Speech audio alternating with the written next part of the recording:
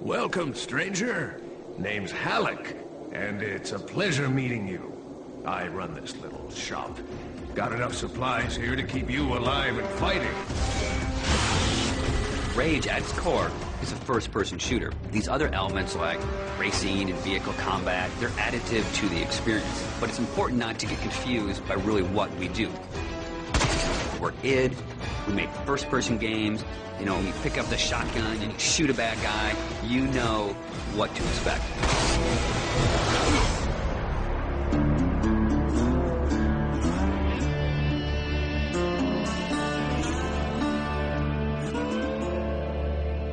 So in Rage, what we've tried to do is in every new environment that you enter, we give you a new weapon or a new ammo type or a new engineering item to keep the experience fresh. And as you play through the game, your arsenal grows and grows. It's a few different elements that really make a weapon good or satisfying. When you hit the fire button, it needs to do something on the other end. And that's where you get the feedback from blowing a head off or seeing a cool death animation.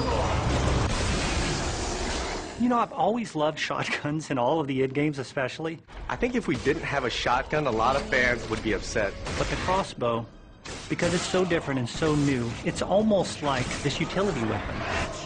My favorite weapon in Rage is the wing stick. Let me guess.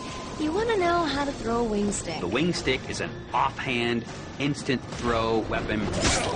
The wing stick is such an iconic weapon. It's this bladed death boomerang, and it has like a smart nano targeting core is some of the mythos that we've built into it. And if you time it right, you can chop the heads off of mutants with it. We have these things we call gadgets or engineering items. Things like a little remote control car with a bomb attached to it. Now you're building this little defense turret. If you have the parts and you have the plans to build it, you can build these anywhere in the world. So now you're running around, you're firing, and instead of just tossing a grate and just throwing the wing stick, you're tossing down a little defense turret. Then we have other more complex engineering items as you progress through the game, things like sentry bots that are automated robots that shoot all your enemies for you. If you utilize some of the other gadgetry items, you can make it a thinking man's game. But it doesn't stray too far from our core mechanics. It's one button. It all follows the same principle. I pay nicely for quality goods. There is an economy, and when people first think about the economy, they think RPG. But the economy is really your tool to manipulate how you want to play the game. It really is this player choice mechanic.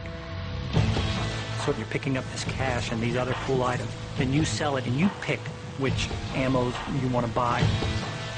When you get these new things, you'll want to try it out. And when you do, you learn how that impacts you as the player and how you want to approach a situation. But at every step of the way, we never want the inventory to get in the way. It's there for a reason. It always has a purpose. But we still want to stay true to that kind of action. The world in Rage is about survival and all the elements that the player will need to succeed in surviving. It's up to them how they want to use those gadgets, weapons, and ammo types. Along with the action shooter experience role that we intend for the player to take, we create these different options in the gameplay when you get into an area with all these various implements of death. Or, you know, you may not want to have any strategy. You just may want to kick in the door, pull out your big shotgun, and start blasting away at the bad guys. We really give players the opportunity to engage the enemy AI in the way that's best for them. And we feel that that adds a lot of life and replayability to the game.